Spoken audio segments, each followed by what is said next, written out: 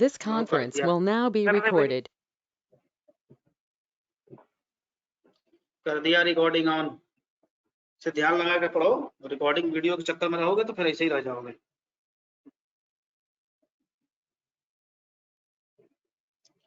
ठीक है, इतना चीजें समझ में आई। अब हम बात करते हैं वेरिएबल की। वेरिएबल क्या होते हैं आप लोगों ने बताया था हैं कि ये लाइक एज कंटेनर कोई बताया था, कोई कुछ बताया था, कोई कुछ बताया था, सबका सही था स्टैंडर्ड वर्जन में। ये क्या करता है वेरिएबल, मेमोरी में जहां पे डेटा स्टोर होता है उस लोकेशन को आइडेंटिफाई करता है, डिस्प्ले करता है, बताता है। ठीक है, एलोकेट करता है मेमोरी में उस जगह। जैसे अब देखिए, आपने जावास्क्रिप्ट में वेरिएबल लिया था वेर कीवर्ड से, यहाँ पे कुछ नहीं करना है, डॉलर ए ले लो। अब डॉलर ए एक वेरिएबल हो गया। वेरिएबल लेने के कुछ टर्म्स एंड कंडीशंस हैं, कुछ लिमिटेशन हैं। जैसे आप डॉलर साइन यूज करोगे, यहाँ पे कभी भी ए स्पेस बी नहीं लोगे, दिस इज रॉन्ग। हाइफन भी नहीं चलेगा, लेकिन अंडरस्कोर भी चलेगा। 1A नहीं ले सकते, यानी कि पहला डिजिट जो है वो कैरेक्टर ही रहेगा, इंटीजर नहीं ले सकते हो। 1A नहीं कर सकते हो, लेकिन A1 ले सकते हो। इस तरह से कुछ लिमिटेशंस हैं ये सब चीजें। ठीक है, तो अब डॉलर ए में आपने हेलो प्रिंट कर असाइन कर दिया, ये असाइनमेंट ऑपरेटर है। ठीक है, अब ऑपरेटर्स की पूरी एक दो क्लासेस होती हैं, जो लोग डीपली क्लासेस पढ़ते हैं उनको बताई जाती है। अब यहाँ तो टाइम ही नहीं होगा। पूरी ऑपरेटर्स पे क्वेश्चन सॉल्व कराई जाती है। इंक्रीमेंट डिक्रीमेंट ऑपरेटर क्या होता है, कैसे वर्क करता है, उसका क्या इंपॉर्टेंस है, आगे क्या यूज है, बहुत सारी चीजें हैं डीपली कोर्सेज में जो पढ़ते हैं पूरे कोर्स उनको बताई जाती है, क्योंकि वहाँ पे टाइम होता है, यहाँ पे टाइम कम है। अब किसी वेरिएबल को कैसे इको करोगे, अभी तो ये कुछ नहीं देगा, आउटपुट नहीं देगा, क्योंकि हमने असाइन तो कर दिया लेकिन प्रिंट नहीं करा है। तो इको कुछ नहीं करना है, डॉलर ए लिख देना इस तरह से। अब ये हेलो प्रिंट कर दिया। ठीक है भाइयों, समझ में आ रहा है कि नहीं?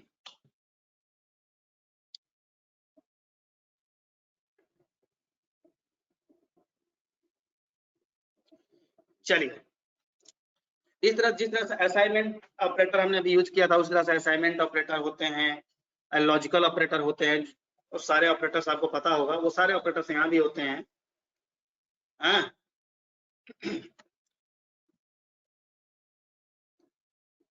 अब इसमें अगर मान लीजिए कहीं कोई कंडीशन चेक करना हो गया आपको, तो कंडीशन कैसे चेक करोगे, if else nested if.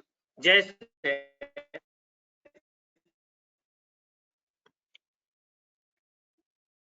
Dollar A equal to 10, 20 ले लिया क्या, चलो कोई नहीं।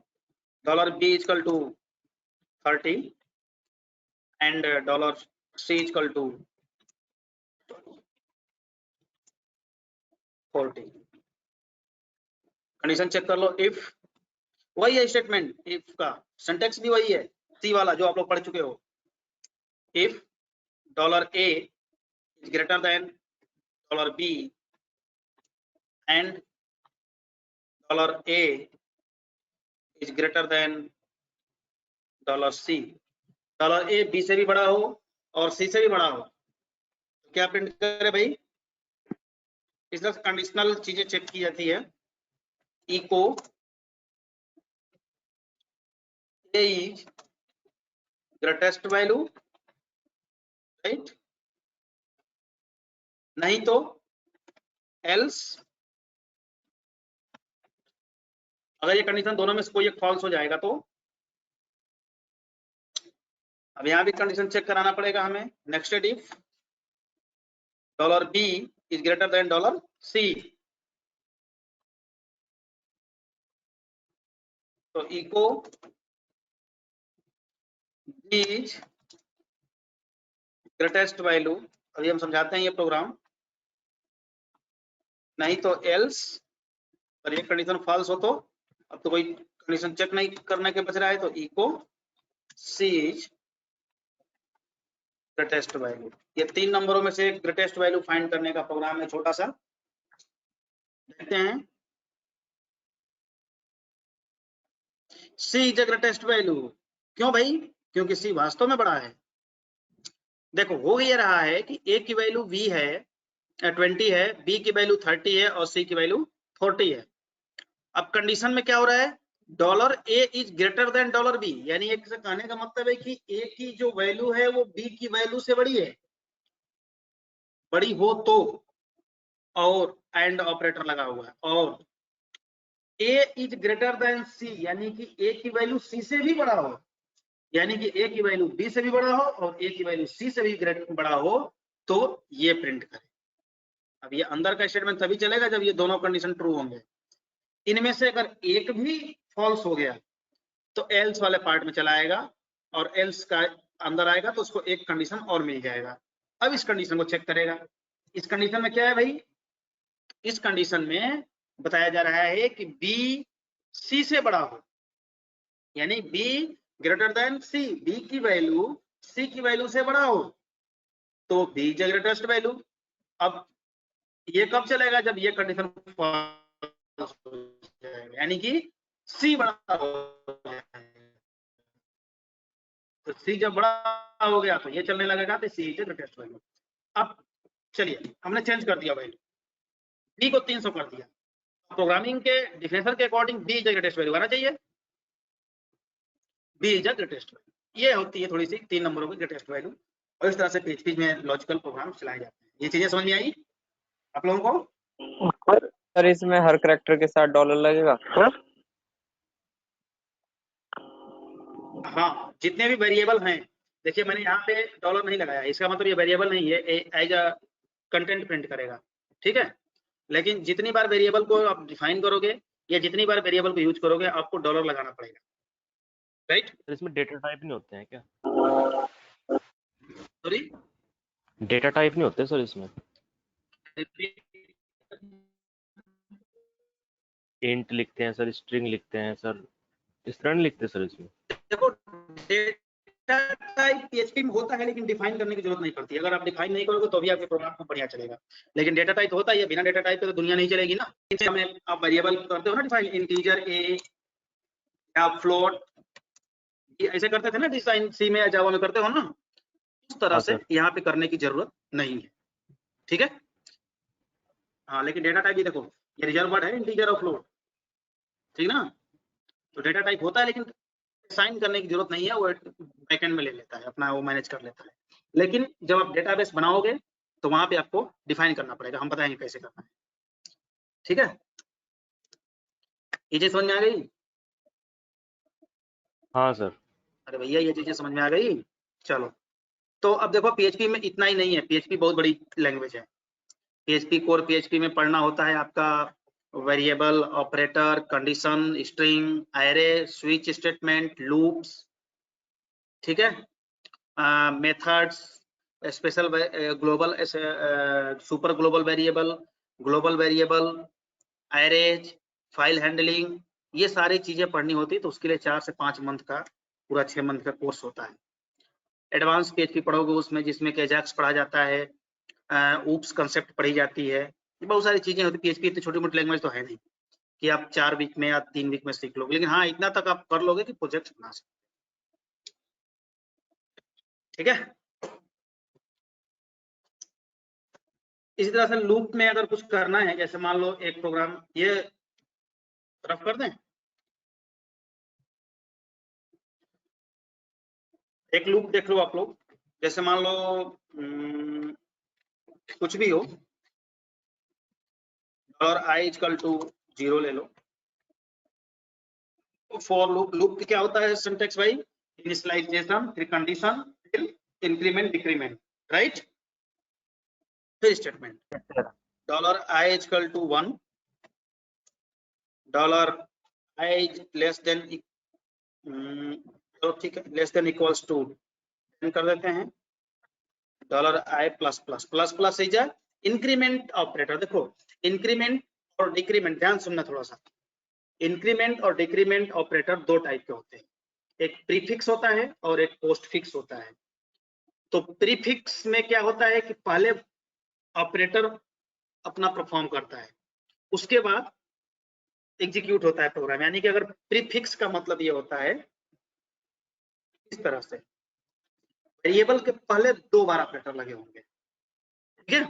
वेरिएबल के पहले अगर 2 बार ऑपरेटर लगे हैं तो वेरिएबल के पहले लगा है तो इसका मतलब है कि पहले ऑपरेटर परफॉर्म करेगा। अब इसका मतलब क्या हुआ कि आई का जो भी वैल्यू है यहाँ रन करने से पहले एक इंक्रीमेंट होने के बाद रन करेगा। ये प्रीफिक्स का होता है, पहले चलता है। और पोस्ट फिक्स वेरिएबल के बाद में 2 बार लगा रहता है। अब इंक्रीमेंट है तो प्लस प्लस, डिक्रीमेंट है तो माइनस माइनस, 2 बार। इसका मतलब यह होता है कि वेरिएबल के बाद लगा है तो वेरिएबल में स्टोर वैल्यू पहले एग्जीक्यूट होगा, पहले उसका यूज कर लेगा कंपाइलर, और उसके बाद इंक्रीमेंट या डिक्रीमेंट। ये चीजें क्लियर हुई? अब बढ़ते हैं आगे। अब स्टेटमेंट प्रिंट कराते हैं, इको डॉलर आई। सर इसमें हमने आई की वैल्यू 2 बार इनिशियलाइज क्यों की है? देखो ये 0 किए हैं हमने, अगर नहीं भी करोगे तो भी चलेगा क्योंकि यहाँ पे तो इनिशियलाइज हो रहा है ना। लेकिन ये वैल्यू वेरिएबल का इनिशियलाइजेशन नहीं है, ये लूप का इनिशियलाइजेशन है, लेकिन दोनों काउंट कर लेगा अगर आप नहीं लगाओगे तो। अगर आप यहाँ हटा दोगे तो भी कोई असर नहीं पड़ेगा। क्या प्रिंट करेगा अभी भाई? ये आई की वैल्यू प्रिंट कर रहा है? अब देखो इसको हटा दे, कौन बोल रहा है? कोई इफेक्ट हुआ? नहीं हुआ ना? तो लगा सकते हो, नहीं भी लगा सकते, ठीक है, क्योंकि नीचे इनिशियलाइज हो रहा है ऑलरेडी। अब भाई ये तो हॉरिजॉन्टल में आ रहा है, हमें वर्टिकल चाहिए, तो क्या करेंगे? हाँ बोलो बोलो, थोड़ा सा बोल के रुक गए।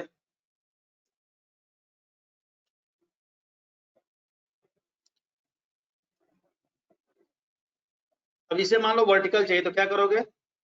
इको, अब HTML में ब्रेक टैग हमने बताया था आप लोगों को, तो PHP में कहीं भी HTML लगाना होगा तो इको डबल कोटेशन के अंदर लगाना होगा, डबल कोटेशन या सिंगल कोटेशन के अंदर ही टैग को लगाना होगा। आगे वर्टिकल में ना वो एक पे ब्रेक कर दिया वहीं से, ठीक है। ये तो हुआ नॉर्मल लूप। अब इसके अंदर इनर लूप लगाना हो तो कैसे करोगे? तो इसके अंदर एक लूप और डाल दो, दिक्कत क्या है? $j इक्वल टू, कहीं से स्टार्ट कर लो, 1 से स्टार्ट कर लो। $j is less than equals to 10 कर लो इनको भी, $j प्लस प्लस, यहाँ $j की वैल्यू को प्रिंट करा दो, j को चाहे i को, जिसको आपको जरूरत है प्रिंट कराने की उसकी वैल्यू को प्रिंट करा दो। इधर प्रिंट कर रहा है 10-10 बार 10-10 बार 10-10 बार 10-10 बार, चूंकि आप j को प्रिंट कराए, अगर i को प्रिंट कराओगे तो क्या होगा? लॉजिक ऐसे क्रिएट करते हैं माइंड में, ऐसे लॉजिक सोचना सीखते हैं छोटे छोटे प्रोग्राम से। 1 1 1 1 1 2 2 2 2 2 3 3 3 3 3। क्यों ये क्यों हो रहा है? समझा रहा है आप लोगों को कि समझाना बताएं हम? देखो पहले तो अभी कर्सर मान लो कि कर्सर है जो $i बराबर 1, अभी 1 पे है, आएगा इधर कंडीशन चेक करेगा 10 से छोटा है या बराबर है, अगर बड़ा होगा तो नहीं जाएगा। तो 1 जो है 10 से छोटा है यानी कंडीशन ट्रू है, तो अब यहाँ पोस्ट फिक्स लगा, यानी वैल्यू को पहले यूज करेगा उसके बाद इंक्रीमेंट करेगा। तो वैल्यू को नीचे प्रिंट करने के लिए यूज कर लिया और उसके बाद उसका इंक्रीमेंट कर दिया। अब i की वैल्यू 2 हो गई है, लेकिन यूज यहाँ नीचे 1 होगा। अब नीचे आए तो एक लूप और मिल गया उसको। अब लूप मिल गया तो क्या किया भाई? j की वैल्यू 1 है और j less than equals to 10, यानी j की वैल्यू 10 से छोटा हो या बराबर हो, तो 1 जो है 10 से छोटा ही है। तो अब वो इसी तरह j की वैल्यू लिया, यूज कर लिया और एक इंक्रीमेंट कर दिया। कंडीशन ट्रू था, i अंदर आया, i को प्रिंट कर दिया 1, क्योंकि i की वैल्यू तो 1 ही है ना, प्रिंट किया। फिर आया j की वैल्यू 2 10 से छोटा है। इस तरह से ये कंडीशन चेक करते करते करते करते करते करते करते करते 10 पे आया तो देखा कि 10 is less than equals to 10, यानी कि 10 इक्वल टू 10 कंडीशन अभी भी ट्रू है। एक बार और प्रिंट किया और अब जो है j की वैल्यू 11 हो गई है, 11 हो गई है। तो j की वैल्यू 11 है तो अब कंडीशन मैच करा रहा है कि 11 is less than equals to 10, यानी कंडीशन फॉल्स हुआ और लूप से बाहर आया और ये ब्रेक टैग देखा तो एक लाइन ब्रेक किया और फिर इस लूप में आ गया।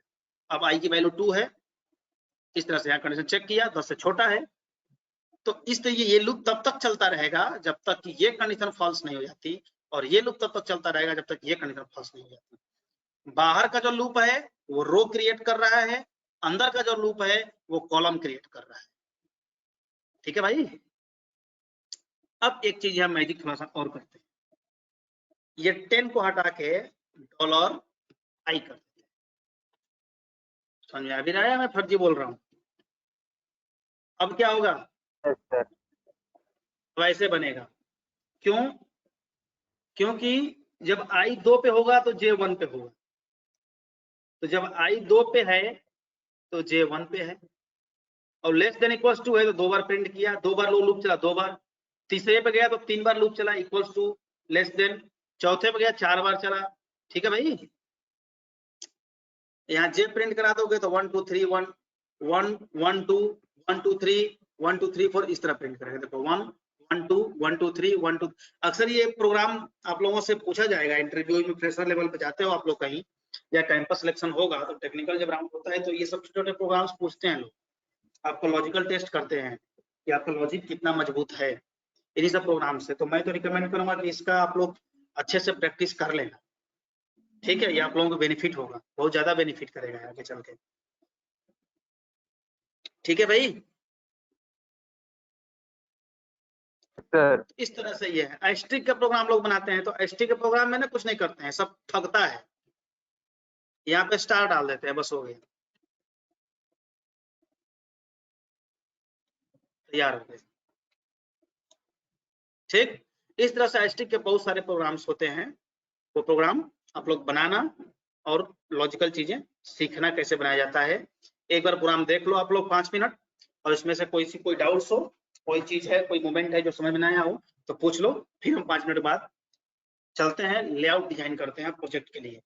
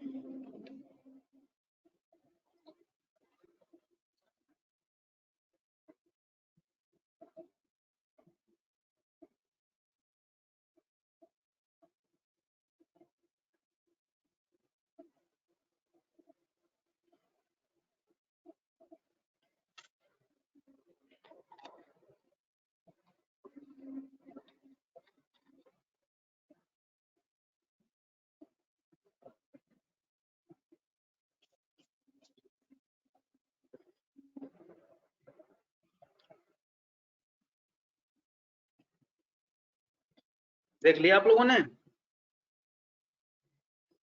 Yes sir. समझ में आ गया चीजें? हाँ सर। इस तरह से और भी लूप होते हैं, व्हाइल लूप होता है, फॉर ईच होता है जो कि एरे के लिए यूज किया जाता है, व्हाइल लूप होता है, डू व्हाइल लूप होता है, और बहुत सारे टॉपिक्स हैं। अगर हम सारे टॉपिक्स डिस्कस करने लगे तो हमारा सिलेबस आउट ऑफ सिलेबस निकल जाएगा चीजें। ठीक है। प्रोजेक्ट का क्या है, आप लोग का प्रोजेक्ट क्या सीन है, किस पे बनाना है? अब उसी पे करते हैं, उसी पे करते समय सीखते चलेंगे, देखते चलेंगे सारा चीज। सही ई कॉमर्स पे। एक बताओ भाई। सर ई कॉमर्स कह रहे थे कल आप, ई कॉमर्स देखो कह ई रहे थे सर कल। कॉमर्स में आप लोगों को सीखने को तो ज्यादा कुछ मिलेगा, ये तो बात सही है, क्योंकि मैक्सिमम चीजें यूज हो जाती हैं। लेकिन समय को देखते हुए चलो ठीक है, ई कॉमर्स जैसा ही प्रोजेक्ट बनाएंगे हम लोग, लेकिन छोटा प्रोजेक्ट बनाएंगे जिसमें कि 1-2 सेक्शंस होंगे, जिसमें लेटेस्ट प्रोडक्ट डिस्प्ले होगा, और फीचर प्रोडक्ट जो होते हैं या फिर टॉप कैटेगरीज प्रोडक्ट होते हैं उस टाइप में डिस्प्ले हो जाएगा। और उसके बाद ऊपर बैनर लगा देंगे हम लोग, मेन्यू बार होगा, लोगो होगा, सोशल मीडिया आइकन्स होंगे, और उस प्रोडक्ट के क्लिक पे प्रोडक्ट के पेज पे जाएगा, या कैटेगरी के क्लिक पे कैटेगरी के पेज पे खुलेगा, जिसपे कि सारा उस कैटेगरी से रिलेटेड जितने भी प्रोडक्ट्स होंगे वो सारे प्रोडक्ट डिस्प्ले होंगे, राइट। और उस प्रोडक्ट के क्लिक पे प्रोडक्ट का डिटेल्स पेज पे जाएगा, जिसमें एक बड़ी इमेज साइड में दिखेगी, और साइड में उसके डिस्क्रिप्शन वगैरह दिखेगा, नीचे डिस्क्रिप्शन दिखेगा, और नीचे रिलेटेड प्रोडक्ट आते रहेंगे। मतलब जिस कैटेगरी का प्रोडक्ट का डिस्प्ले हो रहा है उस, ये प्रोजेक्ट प्लान बता रहा हूँ आप लोगों को, और जिस प्रोडक्ट का डिटेल्स ऊपर डिस्प्ले हो रहा है उस वो प्रोडक्ट जिस कैटेगरी का होगा उस कैटेगरी से रिलेटेड और भी जितने प्रोडक्ट्स होंगे वो नीचे एक कॉलम में, एक रो में डिस्प्ले होते रहेंगे। क्लियर? स्लाइडर लगा देंगे या फिर ऐसे ही रो में प्रिंट करा लेंगे, देखा जाएगा उस टाइम पे। और जिस प्रोडक्ट को खरीदना होगा उस पर बाय नाउ का बटन होगा, ऐड टू कार्ट का बटन होगा। ऐड टू कार्ट करने पर ऐड टू कार्ट टेबल में स्टोर हो जाएगा और वो चीजें ऐड टू कार्ट में दिखने लगेगी। अब ऐड टू कार्ट में स्मॉल शॉपिंग वेबसाइट बता रहे हो या पूछ रहे हो? उसी का डिस्कस कर रहे हैं हम लोग। और ऐड टू कार्ट में डिस्प्ले होगा, फिर उसके वहां पे जितने भी प्रोडक्ट उसने ऐड टू कार्ट में किया है उसे क्लिक पे उसका सारा डिटेल्स दिखेगा, और फिर उसे चेकआउट के बटन पर ले जाके पेमेंट गेटवे लगता है। तो पेमेंट गेटवे तो यहाँ हम लोग लगाए नहीं, क्योंकि उसके लिए टर्म्स एंड कंडीशंस, फाइल्स वगैरह सारा चीज होता है। तो पेटीएम पे या फिर वेबसाइट पे किसी पेमेंट गेटवे रिडायरेक्ट कर देंगे। तो पेमेंट गेटवे इंटीग्रेट करने के लिए terms and conditions, privacy policy के फाइल्स बनाने पड़ते हैं, फिर वहाँ सबमिट करना पड़ता है, फिर पेमेंट गेटवे खरीदना पड़ता है, फिर वो लोग API देते हैं अकाउंट बना करके, फिर उसको हम अपने प्रोडक्ट में लगाना पड़ता है। ये प्रोसेस होता है, ठीक है। अब इसमें देखिए दो चीजें बनती हैं। एक तो ये तो वेबसाइट का हो गया, वेबसाइट पे यूजर लॉगिन करेगा, प्रोडक्ट जो उसे खरीदना है तो लॉगिन करके खरीदे। किसी वेबसाइट पे क्या होता है कि बिना लॉगिन किए ही प्रोडक्ट खरीदते हैं, और किसी वेबसाइट पे हमें लॉगिन करना पड़ता है। तो कोई भी एक ले लेंगे, लॉगिन वाला ही ले लेंगे। तो लॉगिन करना भी, यूजर प्रोफाइल बनाना भी आप लोग सीख जाओगे कैसे वो होता है। और एक एडमिन पैनल बनेगा, प्रोडक्ट कहाँ से अपलोड करोगे, प्रोडक्ट कहाँ से देखोगे, कौन से ऑर्डर आया, कौन से कस्टमर आया, कौन से क्या, सारा डिटेल्स एडमिन पैनल देखो। तो इसके लिए हमें दो चीज बनाने पड़ जाएंगे, ठीक है भाई। एडमिन पैनल एंड वेबसाइट दोनों। क्लियर है? समझ में आया चीजें? हाँ सर। माइंड में वेबसाइट दिख रहा है कैसा रहेगा?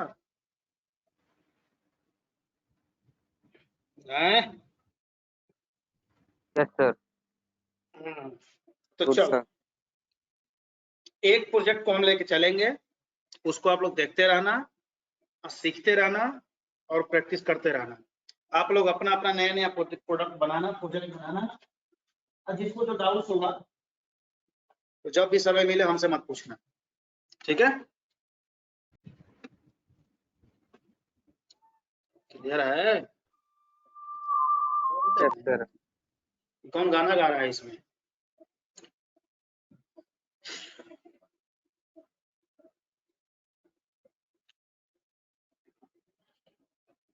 चलो डिजाइन करते हैं फिर अपना प्रोजेक्ट। प्रोजेक्ट्स के अंदर ही पेज तो बना ही है, चलो इसी पे कर देते हैं, डिलीट कर दो। हमें बूटस्ट्रैप का यूज करके बनाना है ना।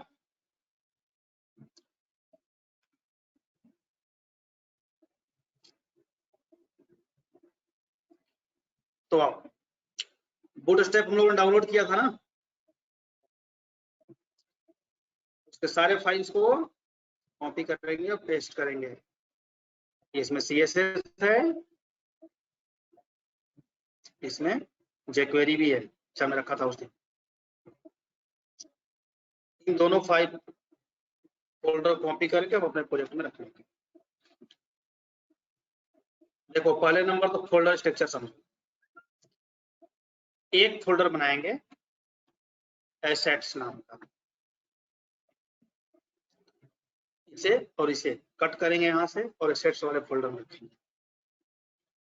इसी फोल्डर के अंदर एक और नया फोल्डर बनाएंगे इमेजेस। जितने भी हमें हमारे प्रोजेक्ट में इमेज लगेंगे वो सारा हम इस फोल्डर के अंदर रखेंगे। अब एक फोल्डर बनेगा इंक्लूड,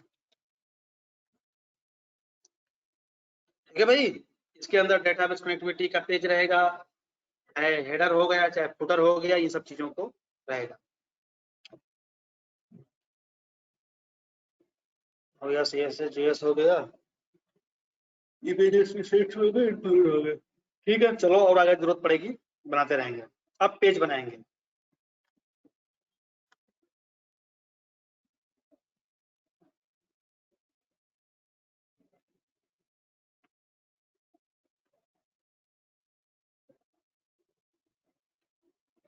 index.php, ठीक है भाई। और इस पेज पे हम सभी चीजों का लिंक कर देंगे। ध्यान से देखिएगा आप लोग। डॉक टाइप, PHP के एक्सटेंशन पे आप HTML का कोड लिख सकते हो, लेकिन HTML के एक्सटेंशन पे PHP का कोड नहीं लिख सकते हो, क्योंकि PHP की प्रायोरिटी हाई होती है। क्लियर है? PHP के एक्सटेंशन पे यानी PHP के पेज पे HTML का कोड लिख सकते हो, जावास्क्रिप्ट का कोड लिख सकते हो, CSS कोड लिख सकते हो, लेकिन HTML, JS, CSS एक्सटेंशन के पेज पे आप PHP का कोड नहीं लिख सकते हो, बिकॉज PHP का प्रायोरिटी हाई होता है। क्लियर है?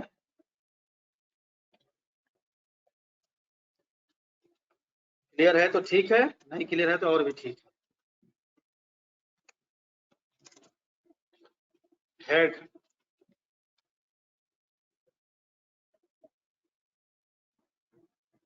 हेड में होता है टाइटल। जब प्रोजेक्ट बनाते हो तो टाइटल लगाना मस्ट है। ई कॉमर्स बना रहे हैं ना, शॉपिंग साइट बना, चलो किसी ने लिखा था स्मॉल शॉप, क्या उल्टा सीधा हो रहा है ये, शॉपिंग साइट। चलो ये हमारा प्रोजेक्ट का नेम है, स्मॉल शॉपिंग साइट। ठीक है, अब हम यहाँ लिंक करेंगे। कमेंट लिखो, टाइटल अमेजन क्लोन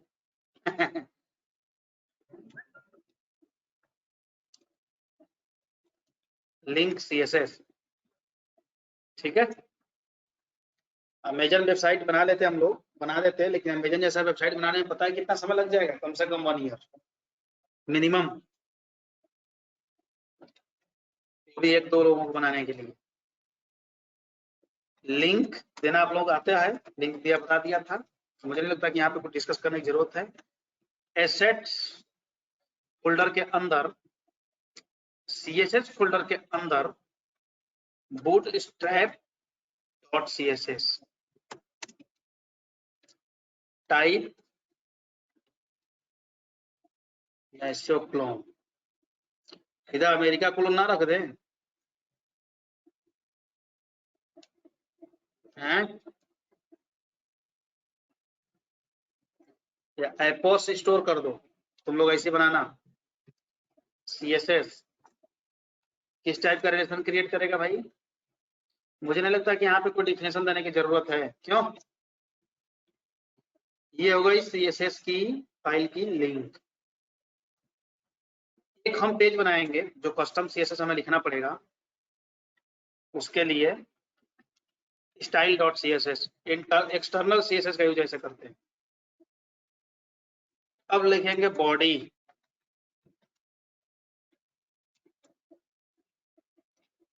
बॉडी में लिंक देंगे यहाँ पे JS फाइल का।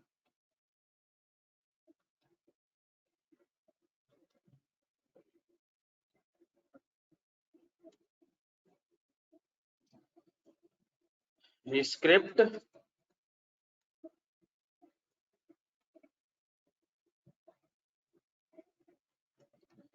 src text JavaScript type text, ओ गलत लिख दिया ना मैंने, जावास्क्रिप्ट। यहाँ पे सारसी में सोर्स देना था, हमने टाइप लिख दिया।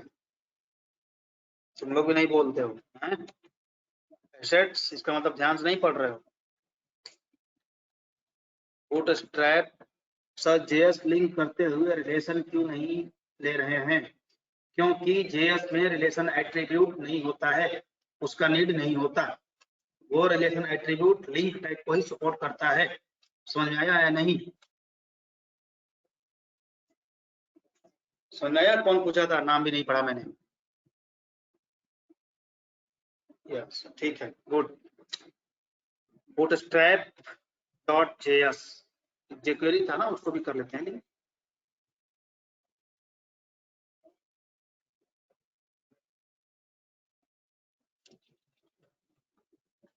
jQuery एक हम लोगों ने उस दिन लिंक किया था, हम लोगों को फाइल मिली नहीं थी। एक सेकंड,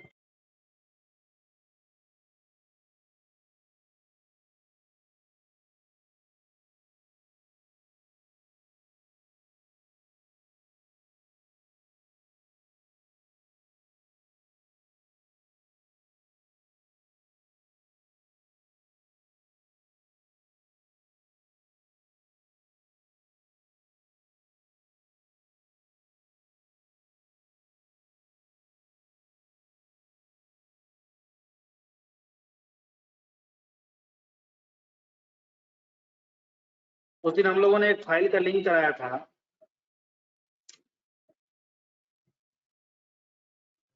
कहाँ गया?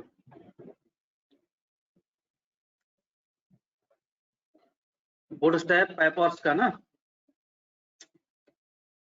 उसकी नीड पड़ेगी हम लोगों को, इसलिए हम लोग पहले ही उसको डाउनलोड कर लें। बूटस्ट्रैप वाले में था, हमने सीडीएन दिया था ना उस दिन। सीडीएन दिया था।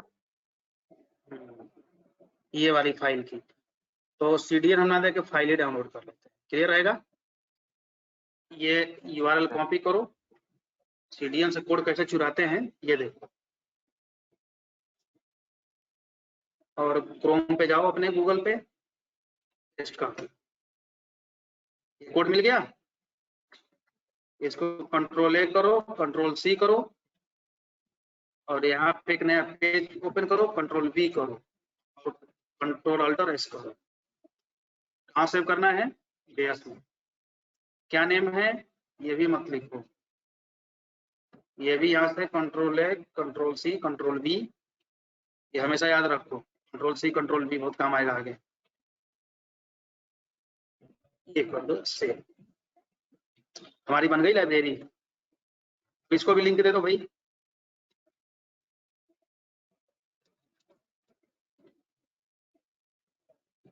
ठीक, ये हो गया हमारा काम। अब बॉडी में हम चलेंगे। लिंक्स हो गए हमारे। अभी नहीं चलेगा, मतलब चल तो जाएगा लेकिन रिस्पॉन्सिव में प्रॉब्लम आएगा, तो हमें मेटा टैग लगाना होता है। एक काम करते हैं, मेटा टैग तो थोड़ी देर बाद कंडीशन देखते हैं, दिखाते हैं आप लोगों को बिना मेटा टैग का कैसा होगा, फिर मेटा टैग लगेगा कैसे होगा, तो उस समय पे उसको लगाएंगे। ठीक है, तो फिर लिखाएंगे, फिर हमें मिटाना पड़ेगा। अब हमें हेडर लगाना है वेबसाइट में, मेन जिसमें टॉप हेडर, जिसमें आप लोग देखे होंगे कि एक तरफ क्या बोलते हैं कॉन्टेक्ट नंबर्स आते हैं, ईमेल आईडी रहती है, और दूसरी तरफ सोशल आइकन्स के, सोशल मीडिया के आइकन्स होते हैं, होता है ना। लोकल होस्ट, प्रोजेक्ट्स, सी था ना। ये देखो स्मॉल सैंपल साइट ऊपर आ रहा है। तो अब चूंकि हेडर हमारे पूरे पेज पे जरूरत पड़ेगी, तो हम क्या करें, हेडर को अलग पेज बनाते हैं इंक्लूड में। इस तरह से प्रोजेक्ट बनाई जाती है, ध्यान से देखना। Top header, top underscore header, क्योंकि हेडर दो होंगे, एक मेनू बार वाला भी और एक टॉप हेडर भी। PHP, इसे भी ओपन करो और उससे पहले टॉप हेडर सबसे पहले वही होगा तो उसको यहाँ पे लिंक कराओ, ठीक है। इंक्लूड, ओ सॉरी PHP तो स्टार्ट किया ही नहीं। इंक्लूड वंस, इंक्लूड और इंक्लूड वंस फंक्शन होते हैं दो PHP में। किसी भी फाइल को किसी दूसरे फाइल पे लिंक लोड कराने के लिए इंक्लूड और इंक्लूड वंस फंक्शन का यूज किया जाता है। अब इंक्लूड और इंक्लूड वंस में डिफरेंस क्या है? तो इंक्लूड वंस का अगर आप यूज करोगे तो उस फाइल को, जिसको जैसे मान लो कि हमने यहाँ इंक्लूड फोल्डर में अंदर header.php का पाथ दे दिया, तो अब इस इंक्लूड के अंदर जो header.php है, इसको आप इस पेज पे दोबारा नहीं करा सकते हो लिंक इस तरह से। अगर आप दोबारा लिंक कराओगे तो वो चलेगा नहीं, एक ही बार चलेगा जो ऊपर वाला होगा। इसका नाम टॉप हेडर था, टॉप हेडर डॉट PHP। हाँ, वो गलती से मैंने लिख दिया, याद नहीं आया था, ठीक है। इस तरह से आप एक ही पेज को एक ही पेज पे मल्टीपल बार इंक्लूड नहीं करा सकते हो अगर आप इंक्लूड वंस फंक्शन का यूज करते हो। तो अगर आपको कराना हो तो फिर आप इंक्लूड फंक्शन का यूज करिए इस तरह से। क्लियर है? चलिए ये एक को हम हटा देते हैं और यहाँ पे लिख देते हैं इंक्लूड। अभी कुछ भी नहीं आएगा, क्यों? क्योंकि हमने कुछ किया ही नहीं है, तो आएगा कहाँ से? क्लियर है? एक सेकेंड, लैपटॉप डिस्चार्ज हो जाएगा।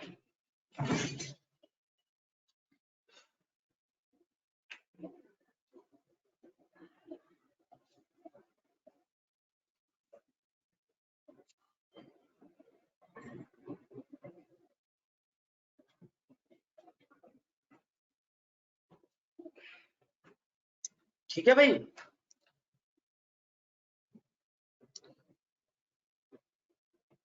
अब ये जो गैपिंग्स आते हैं ना, गैपिंग मत रखा करो, मेंटेन करो। कोडिंग स्टैंडर्ड ध्यान देना, एक अच्छे स्टूडेंट का हैंडराइटिंग ही उसको इंडिकेट कर देता है कि अच्छा स्टूडेंट है। उसी तरह से अच्छे डेवलपर का कोड लिखने का तरीका भी अलग होता है।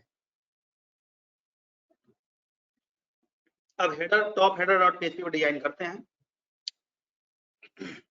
DIV, डिवीजन टैग, ये सेक्शंस बनाने के लिए यूज होता है। Class, container, fluid. बूटस्ट्रैप में दो टाइप के क्लास होते हैं। एक कंटेनर बना सकते हो, कंटेनर मतलब एक सेक्शन बनाने के लिए, लेआउट बनाने के लिए ले सकते हो। एक होता है कंटेनर, दूसरा होता है container fluid. Container fluid full width cover करता है, इधर लेफ्ट साइड से लेकर पूरे राइट साइड तक, लेकिन कंटेनर दोनों तरफ से मार्जिन रखता है, सेंटर में आता है, ठीक है। ये बूटस्ट्रैप की क्लास है हमारा, हमने नहीं बनाया, इस पे कोई CSS नहीं लिखूंगा, जब जरूरत पड़ेगा तो लिखूंगा।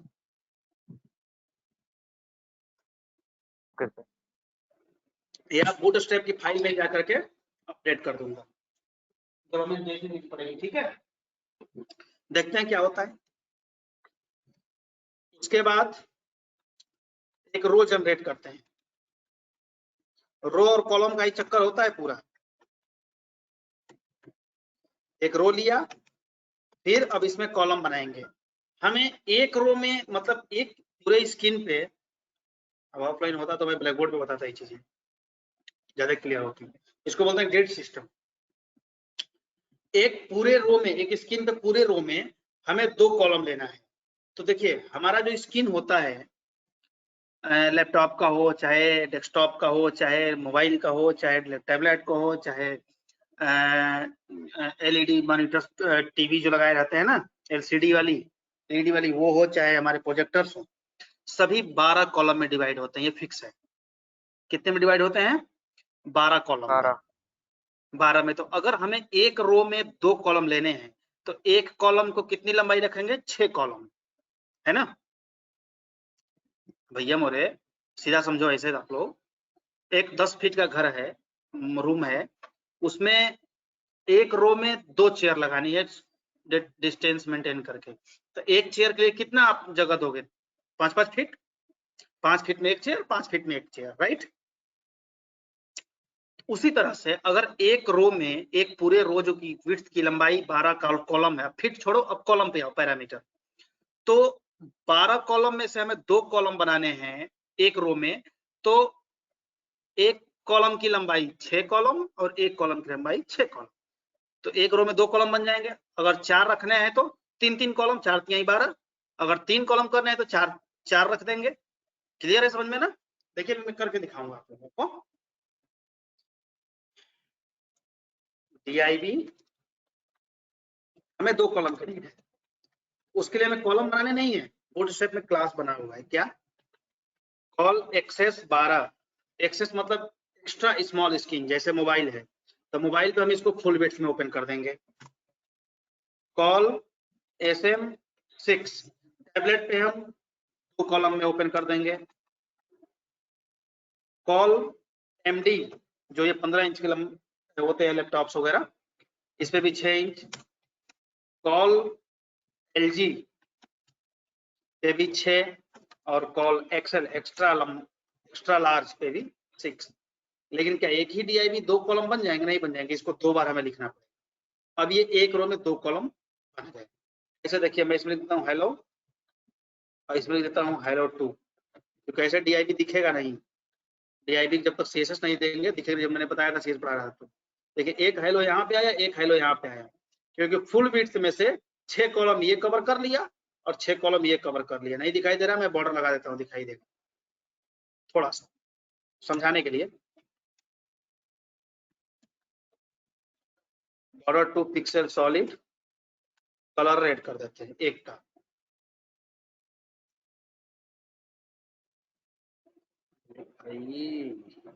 अच्छा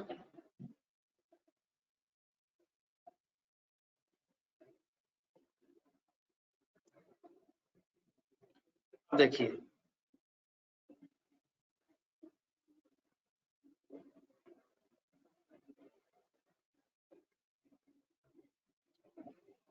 अब अगर हम रन कराते हैं, ये देखिए आ गया ना यहाँ तक, ये पहला वाला ये दूसरा वाला है। क्लियर है? तो इस तरह से हम करते हैं, बनाते हैं। लेकिन अगर आप इंस्पेक्टर के छोटे स्क्रीन पे देखिए तो अभी ये रिस्पॉन्सिव नहीं है, क्योंकि हम लोग मेटा टैग नहीं लगाए हैं। एक सेकंड, हेलो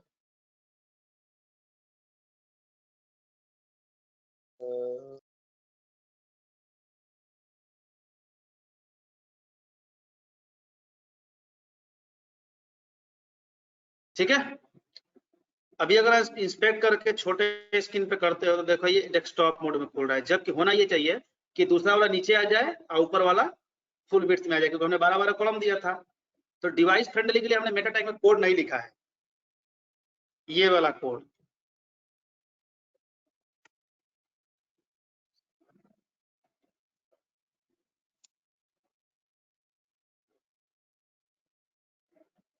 व्यू पोर्ट का जो डिवाइस फ्रेंडली कोड होता है ये हमने नहीं लिखा है। तो ये देखिए इसको आप, ये वाला कोड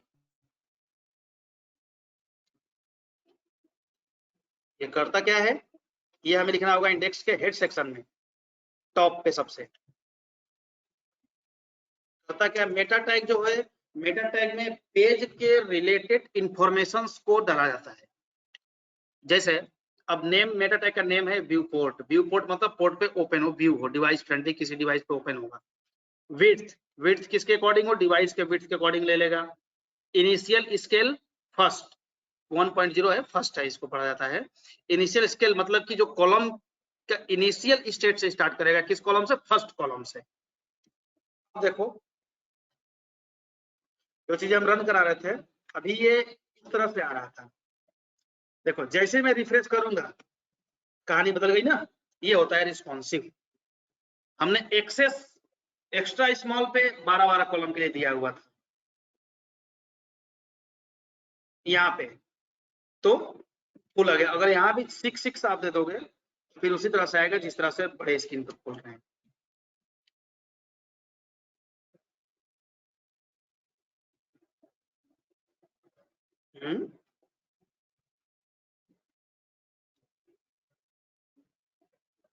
जो 12-12 पर ले रहा है भाई। अच्छा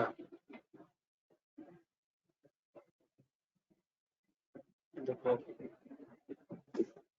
6 वाला ले नहीं रहा है, क्यों? यहाँ कोई गड़बड़ी है, टैग में एक टैग दिख रहा है, यहाँ 2 टैग लगा होगा। 6 को ले नहीं रहा है ये, क्योंकि मेटा टैग हमने लगा दिया है ना ऑलरेडी, चेंजिंग नहीं करने दे रहा है, ऑटोमेटिक कर रहा है। अब ये देखो, ये जो पूरा हम लिख रहे हैं ये लिखा नहीं जाता आज के डेट में, बूटस्ट्रैप 4 आया तो केवल SM6 दे दो, चाहे SM12 दे दो तो भी चल जाता है। जैसे ये चीजें लिखा हम लोगों ने ना, अब यहाँ पे केवल हमें देना था कॉल 6, बस। ये हम आपको अगर डिफरेंट स्कीम के समझाने के लिए लिख दिया था, ये ऑटोमेटिक ले लेता। ये देखो ले ले रहा 6 और ये रिस्पॉन्सिव में भी आए। अच्छा कॉल 6 दे दिया है ना, SMMD तो डिफाइन किया नहीं यहाँ पे, MD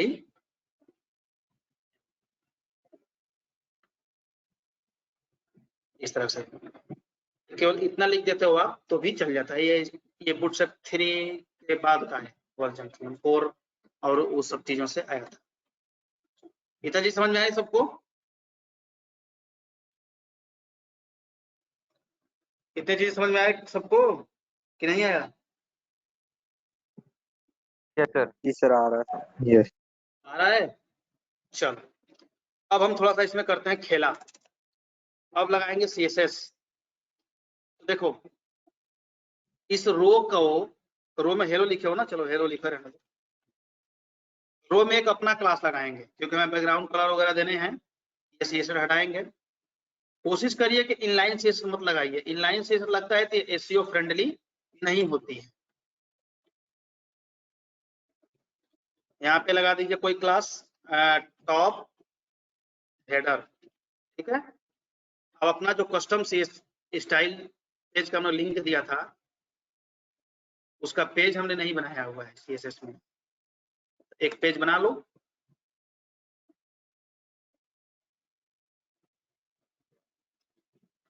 style.css, इसे ओपन कर लो। कुछ नहीं करना है, क्लास लिए हैं टॉप डॉट हाइफन लिए अंडरस्कोर। क्लास में आप हाइफन ले सकते हो इस तरह से। यहाँ पे लिखो बैकग्राउंड कलर, कौन सा कलर? मैरून कलर ले लें।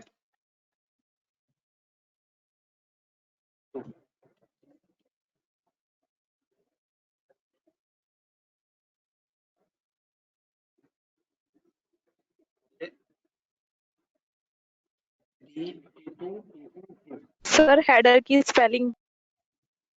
अच्छा हेडर के स्पेलिंग गलत है इसलिए नहीं जा रहा। ये आ गया ना।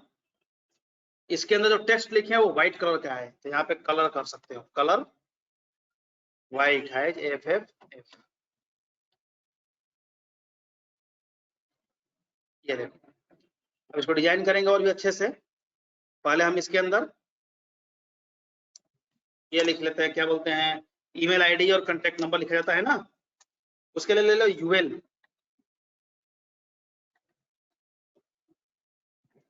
और उसके अंदर ले लो LI। UL होता है, OL होता है, DL होता है। UL unordered list, OL order list. Unordered list में सीक्वेंस नहीं होते, 1 2 3 4 नहीं होते, डॉट डॉट बनेंगे, बुलेट्स बन जाते हैं। और OL में 1 2 3 4 या ABCD जो आप देना चाहोगे टाइप में वो होता है। UL का मतलब अनऑर्डर लिस्ट, LI का मतलब लिस्ट आइटम।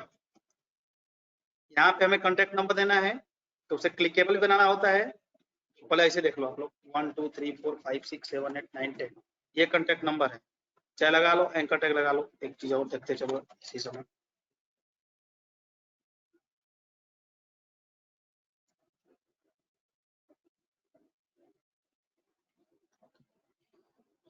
और इस तरह से ईमेल आईडी भी लगानी है, तो इसे कॉपी करो, पेस्ट करो और यहाँ पे ईमेल आईडी लिख दो, info@george.com। ठीक है।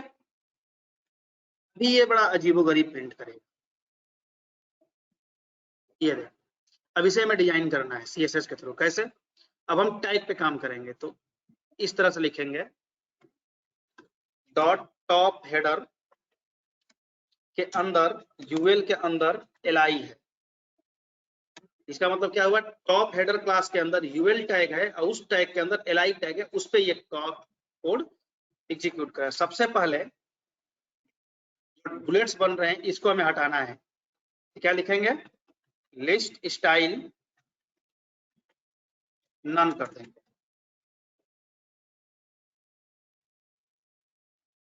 ये हट गया।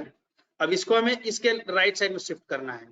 तो कैसा किया था उस दिन बटन के लिए? तुम लोगों ने करवाया था ना कल ही परसों। तो फ्लोट, गुड, याद तो है। ठीक है, अब दोनों एक ही में टच हो गए। तो क्या करेंगे? पैडिंग ले लेंगे। पैडिंग इंटरनल स्पेस लेता है 10 पिक्सल ले लो चारों तरफ से। आ गया सेंटर में ना? कलर इसका मार्जिन ले चेंज लेते कर सर दो। यहाँ पे अगर। मार्जिन लेते तो एक बाहर से स्पेस लेता, फिर ये वाली हमारी स्पेस नहीं बन पाती। ठीक है, ओके। और एंकर टैग के अंदर है तो थोड़ा सा हम अब यहाँ पे ये लिखेंगे टॉप हेडर यूएल के अंदर li के अंदर 8। सबसे पहले इस पे माउस पे जाने पर अंडरलाइन बन रहा है, उसको हटाते हैं। टेक्स्ट डेकोरेशन नन, अब अंडरलाइन नहीं बनेगा। नहीं बन रहा है ना अंडरलाइन। अब colour as FFF white colour कर देंगे।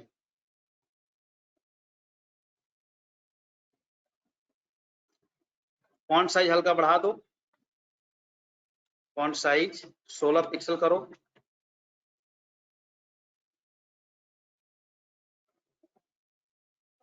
ये थोड़ा सा हो गया। फॉन्ट फैमिली चेंज कर सकते हो। समझ में आ रहा है नहीं आ रहा है? एरियल कर दो या open source open science Helvetica जो इच्छा करे। ये देखो ठीक है, बन गया बढ़िया सुंदर।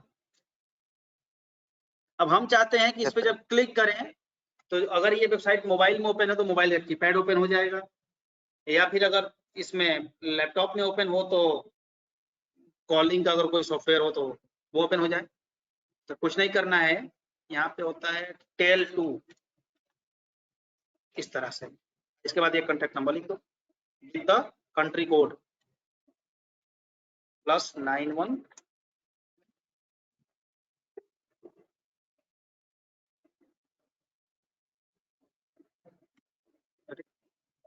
क्या कर दिया मैंने? टेल में TEL होता है, TLL होता है, हैं?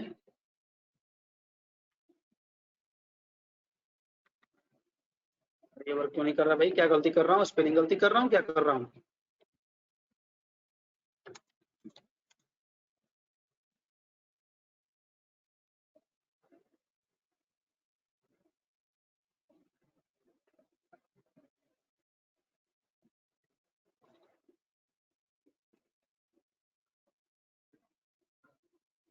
टेल होता है केवल, टू ने टू हटा दिया, टू होता तो था। टेल टू, मेल टू है। आते रहते हैं, चेंज होते रहते हैं।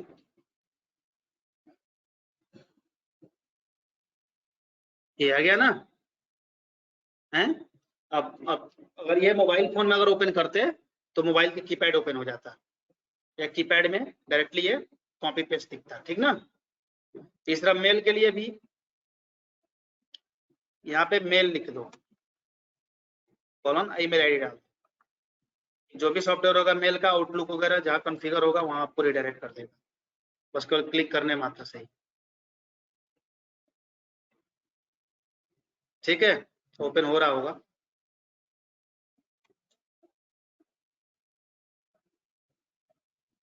मेल टू इसमें चलेगा? टेल टू तो चला नहीं।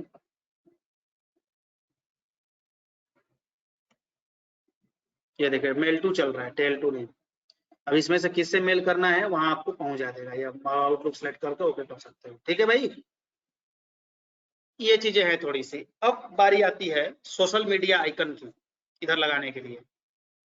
ये तो हो गया इनका, इधर भी आइकन लगा दो। यहाँ पर आता ना रिसीवर का आइकन, यहाँ एनवलप का। तो उसके लिए फॉन्ट एवेशन की लाइब्रेरी को डाउनलोड करके हमें लिंक देना पड़ेगा, तब जा करके हमारा ये फेसबुक आइकन्स वगैरह बन पाएंगे, या फिर और भी चीजें। तो कैसे यूज करोगे?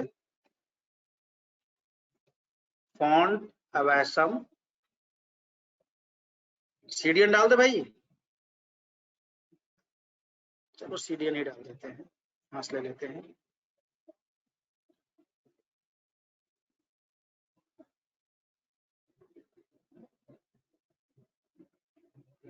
ये चलो पूरा लेते हैं ताकि हम कुछ लिखना ही ना पड़े।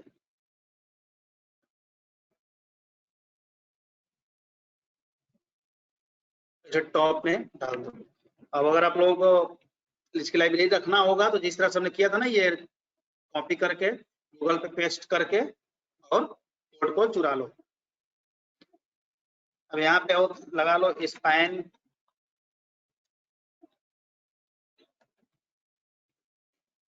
स्पेस दे दो, यहाँ क्लास लगाओ। क्लास बना हुआ है, उसके ऊपर लाइब्रेरी का लिंक दिया हूँ, फा फोन। तो फोन का आइकन बन जाएगा इससे। ये नहीं बना सही से, देखते हैं इसमें इस वर्जन में क्या है, क्लास कौन सा है। हमने गलती ले लिया, दूसरा लेना चाहिए था, वर्जन मैच नहीं कर रहा है।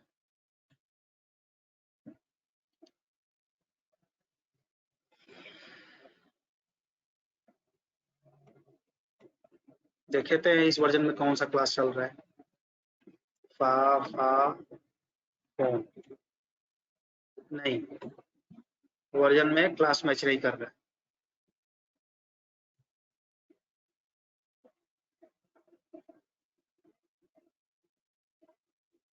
यहाँ सर्च कर लो फोन, मिल गया ना। ये कौन सा लगाना है, ये लगा लो।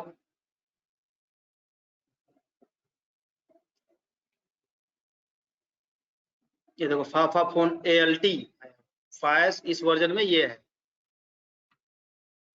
कॉपी हुआ, इसे यहाँ पेस्ट कर दो।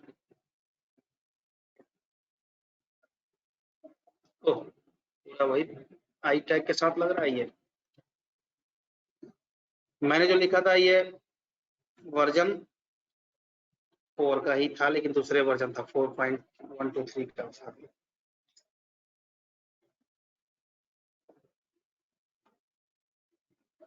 अब क्या हो गया, अब तो बंद।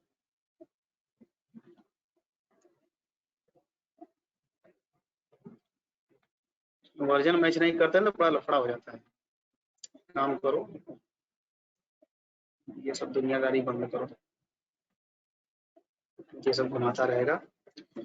सीधा लिखो फा आइकन, फा फोन आइकन, ये ओपन कर लो।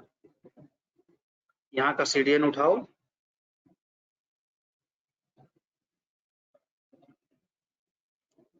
अब इसे पेस्ट कर दो। ना वर्जन का लफड़ा होगा, ना कुछ का लफड़ा होगा।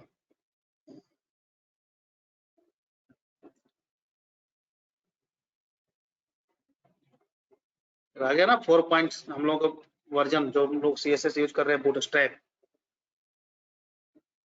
और फिर तो यहाँ पे अपना कोड भी चलेगा। आई क्लास में लगाया है फाफा फोन, फाफा जो भी लगाना हो लगा सकते हो।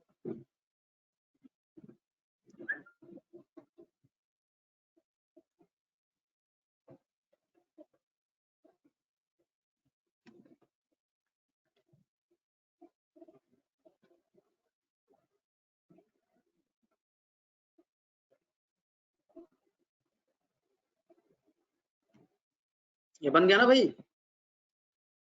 इसी तरह से एनवलप का अगर बनाना है तो एनवलप का भी यहाँ पे कर सकते हो आप। अब लाइब्रेरी नहीं ऐप लगाना, एक बार लग गया तो लग गया।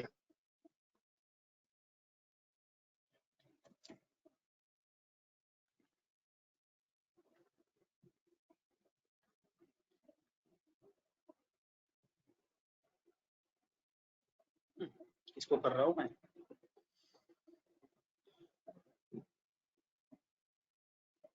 क्यों नहीं बना?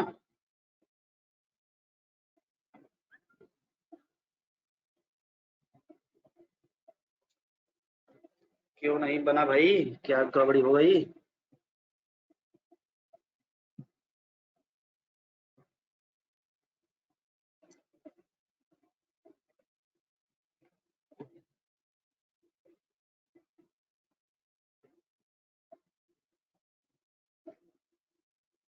क्यों भाई, क्या नहीं बना? अरे यार, स्पेलिंग गड़बड़ हो गई।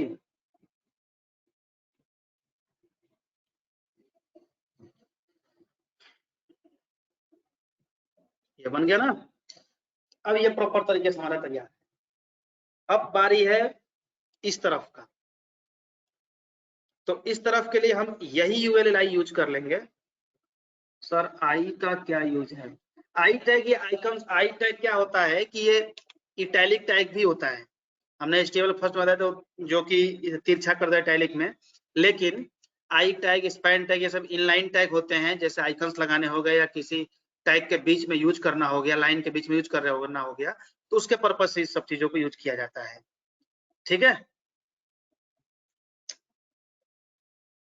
अब हम इस यूएल को यहां से कॉपी कर लेंगे और इसमें पेस्ट कर देंगे।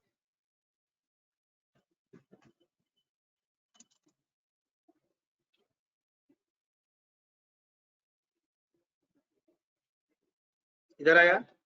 अगर इसे आपको राइट साइड करना है तो राइट साइड कर सकते हो, उसके लिए एक क्लास आती है। यूएल में लगा लो चाहे यहीं पे लगा दो। फुल राइट, फुल राइट का मतलब राइट साइड में शिफ्ट कर देगा, और टेक्स्ट राइट का मतलब इसे उसको खसकाते हुए चल जाएगा। अरे क्यों नहीं चला भाई?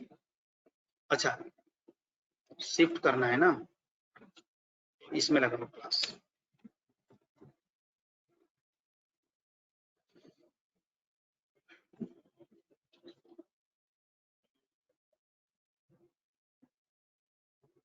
चला गया ना राइट साइड में है? अब हमें ये नहीं चाहिए, हमें इनकी जरूरत नहीं है भाई। हमें जरूरत है किस चीज का? फेसबुक आइकन बनाना है तो हमें ये लिखना नहीं है। यहाँ पे लिखेंगे फाफा फेसबुक। यहाँ अभी लिंक नहीं देना है, हैश दे देते हैं, हैश डाल देते हैं। लिंक जब बनाएंगे तो करेंगे। यहाँ पर भी हमें लिखना नहीं है, यहाँ देना है किसका लिंक दे दूं? यूट्यूब का, यूट्यूब प्ले, ये क्लास होता है। ये दो बन गए। ऐसे ही और भी दे सकते हो आप। इन भाई साहब को हटा दो यहाँ से।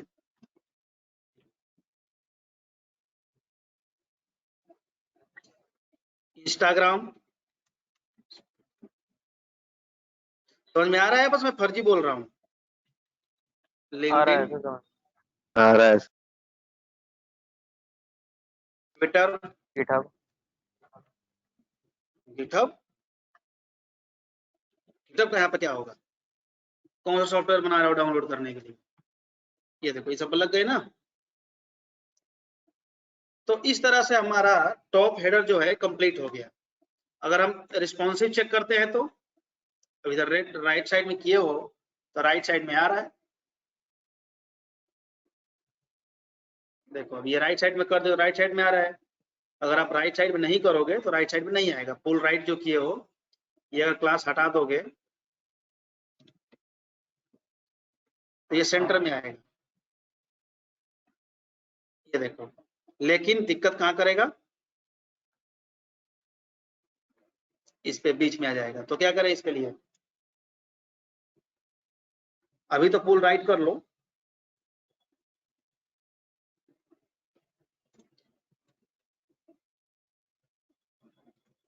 टेक्स्ट राइट, ये क्लास होता है।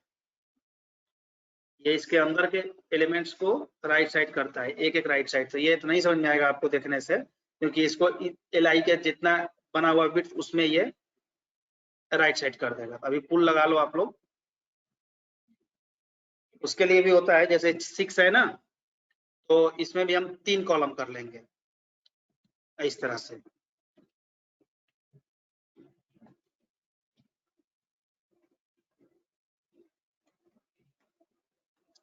क्लास रो, चाहे इसी को हिडन कर देंगे, मोबाइल स्क्रीन पर हिडन करके, और जिसको हम राइट नहीं कराएंगे उसको विजिबल कर देंगे। चाहे ये भी कर सकते हैं, वैसे भी कर सकते हैं।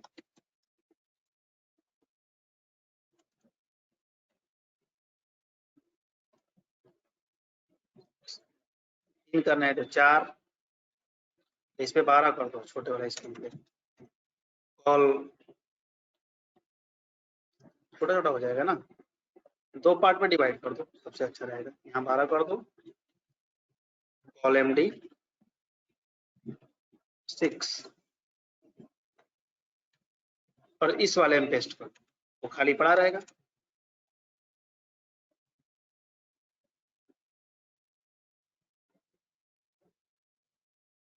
ठीक है भाई। Yes sir.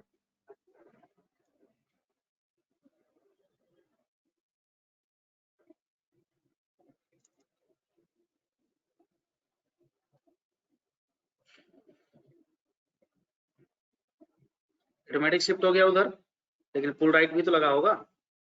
ये हटा दो, थोड़ा सा गैप रहेगा उधर से, तो गैप रहेगा तो अच्छा ही है।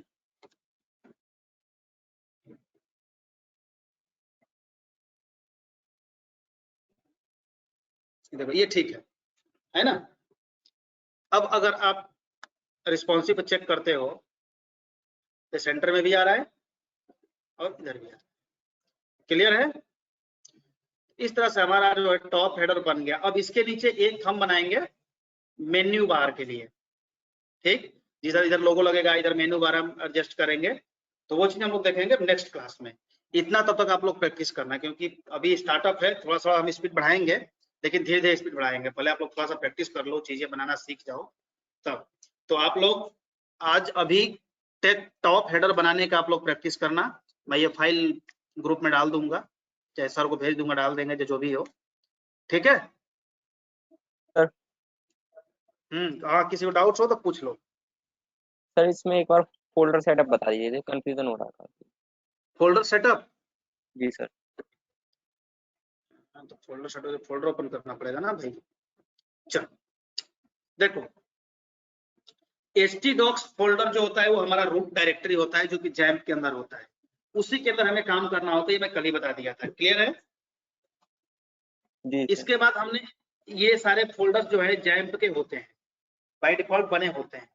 हमने एक प्रोजेक्ट नाम का फोल्डर बना लिया, और इसी के अंदर href हैज, यहाँ हैज का क्या मीनिंग है बताते हैं अभी इनके बाद हैं। तो यहाँ पे हमने एक प्रोजेक्ट नाम का फोल्डर बना दिया, ताकि हमारी सभी फोल्डर्स में, क्योंकि डिफरेंट डिफरेंट प्रोजेक्ट में मैं काम करता रहता हूँ, डिफरेंट डिफरेंट क्लासेस होती हैं, तो वो सेपरेट रहे, इसमें इन सब चीजों में ना मिले। अब ये हमारे इतने सारे प्रोजेक्ट्स पे काम चल रहे हैं, इतने सारे प्रोजेक्ट पे काम कर चुका हूँ, क्लासेस चल रहे हैं। इसमें से हमारा वाला ये है एपवर्स। अब हम एपवर्स को ओपन करेंगे, एसेट्स नाम का फोल्डर बनाएंगे। इस प्रोजेक्ट का एसेट्स क्या है, तो इसमें जो CSS है, इमेजेस हैं, JS फाइल हैं, वो सारा चीज इसमें रखा हुआ है।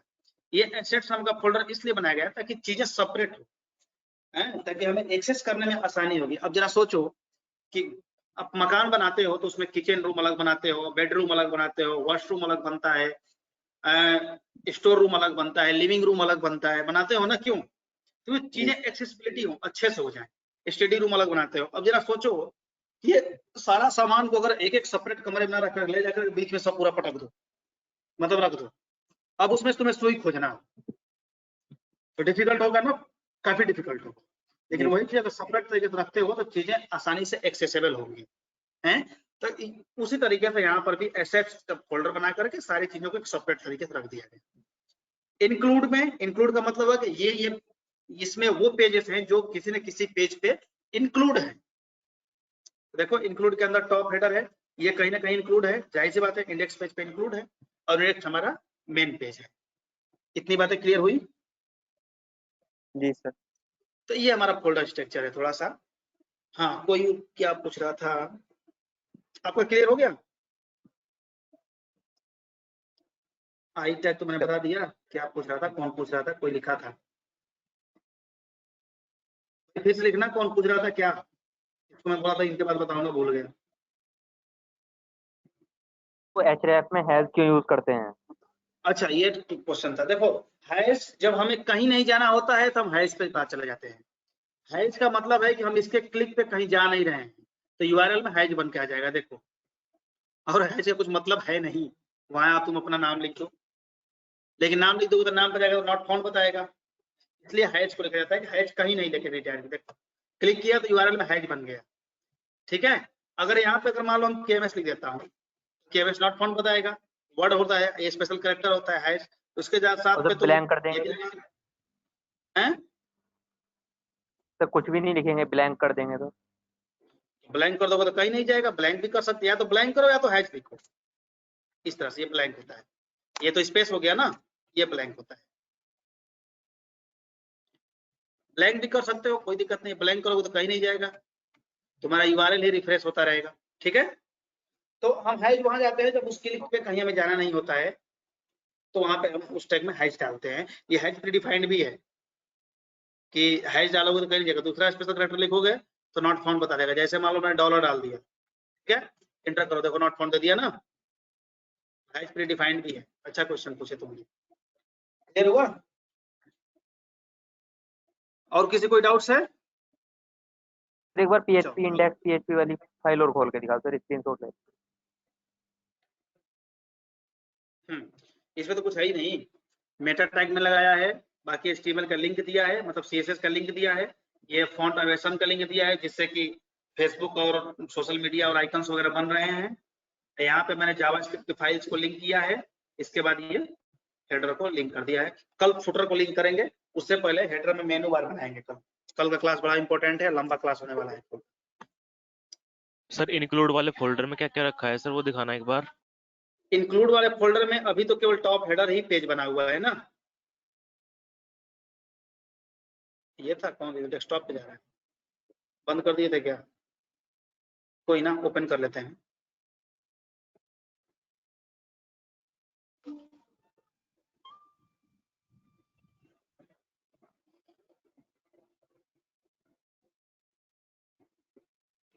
अभी केवल टॉप हेडर डॉट पीएचपी बना हुआ है, अभी तो केवल टॉप हेडर पे काम हुआ है ना, ठीक है।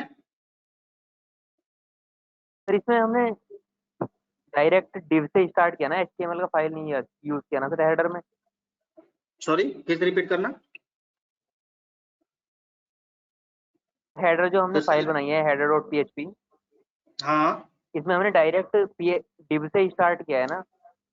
हाँ, डिव से स्टार्ट किया है डायरेक्ट, क्योंकि हमने HTML वगैरह सारा चीज यहाँ पे स्टार्ट कर दिया था, हम बॉडी के अंदर इसको इंक्लूड करा रहे हैं, तो वो कोड यहाँ पे होगा। इसका मतलब क्या हुआ, इस स्ट्रक्चर का मतलब हुआ कि यहाँ पे ये पूरा कोड लिखा हुआ है इस तरह से, इसका मतलब ये हो गया, ठीक है। वो कोड यहाँ पे आके रन करेगा, ये इसलिए क्योंकि हमें मल्टीपल पेज होते हैं हमारे प्रोजेक्ट में, हर जगह हेडर तो सेम ही होगा, टॉप हेडर। तो अब इंक्लूड करा देंगे तो क्या होगा कि अब एक जगह चेंजेस करेंगे तो सभी पेजेस पे चेंजेस हो जाएंगे। वैसे क्या होगा कि हमें हर पेज पे जा जाकर चेंजेस करने पड़ेंगे, अगर कुछ चेंजेस करने की नीड होती है तो, इसलिए हेडर और फुटर को आदमी अलग ही रखता है। क्लियर है? सर एक ये बार तो स्टाइल डॉट एसेट्स में सीएसएस रखनी है ना sir, style dot CSS assets में रखनी है ना सर, ये तो स्टाइल डॉट सीएसएस एसेट्स में रखनी है ना। हाँ एसेट्स में रखनी है, देखो ये पाते हैं ना, एसेट्स के अंदर CSS फोल्डर, उसके अंदर स्टाइल डॉट CSS है। स्टाइल डॉट CSS हमने खुद से बनाया है, जो कोड हमें नीड होगी, जरूरत होगी, जो लाइब्रेरीज में नहीं मिलेंगे उसको हम लिख करके बनाएंगे कस्टम CSS। कहीं कहीं लोग कस्टम डॉट CSS भी नाम रखते हैं, हमने स्टाइल रख दिया है। कोई और एक आदमी साथ में बोल रहा था। स्टाइल डॉट सीएसएस एक फाइल खोल के और दिखाओ सर एक बार, ये ओपन करके। ये लो 3 लाइन तो कोड ही लिखे हैं अभी। Okay sir, thank you sir. हो गया भाई, और किसी कुछ पूछना है? चलो एक बार आप लोग प्रैक्टिस करो, बनाओ, इसको बनाओगे तो कुछ क्वेरीज आएंगी, ठीक है। तो फिर आपको क्लास में पूछ लेना, राइट? कल पूछ लेंगे सर। चलो तुम बनाओगे तो क्वेरी आएगी, चीजें फंसोगे, उस पर दिमाग लगाओगे तो सीखोगे तो कुछ क्वेश्चंस आएंगे। चलिए ठीक है फिर, हाँ? आज का इतना ही रखते हैं। Yes sir. प्रैक्टिस जरूर करना आप लोग, ठीक है? लेंगे सर। ओके।